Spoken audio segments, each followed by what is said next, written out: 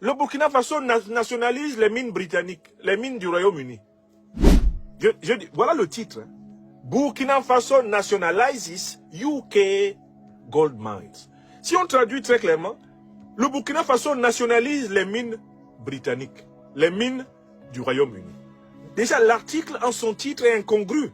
Si le Burkina Faso nationalisait les mines britanniques, il faudrait que l'armée burkinabé, le président burkinabé se déplace pour aller en Grande-Bretagne, pour aller au Royaume-Uni, et qu'à Londres, il proclame que toutes les mines d'or qu'il y a sur le territoire britannique appartiennent désormais au Burkina Faso. Ça, ce ne serait même pas une nationalisation. Ce serait une expropriation coloniale, n'est-ce pas? Mais quand ils écrivent Burkina Faso nationalizes UK gold mines, ils se comportent comme si les mines du Burkina Faso, qui étaient exploitées par des entreprises britanniques, appartenaient à ces entreprises britanniques. Hein? Donc, en fait, dans la tête des Britanniques, ils croient que le fait d'avoir une entreprise chez nous en Afrique fait d'eux les propriétaires de l'Afrique.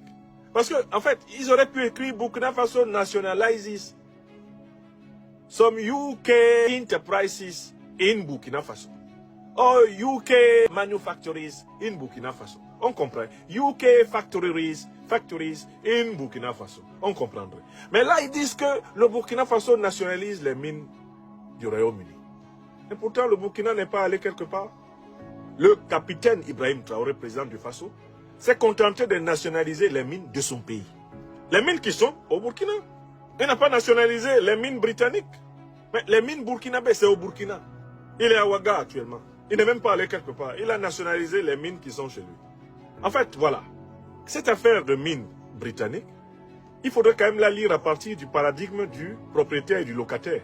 Quand tu possèdes une entreprise dans un pays étranger, tu es locataire. Et le propriétaire de ce pays étranger, c'est le peuple de ce pays. Et l'outil à travers lequel le peuple de ce pays exerce sa propriété collective, c'est l'État. Donc voilà un locataire, une entreprise britannique qui se comporte comme si elle était ou il était propriétaire.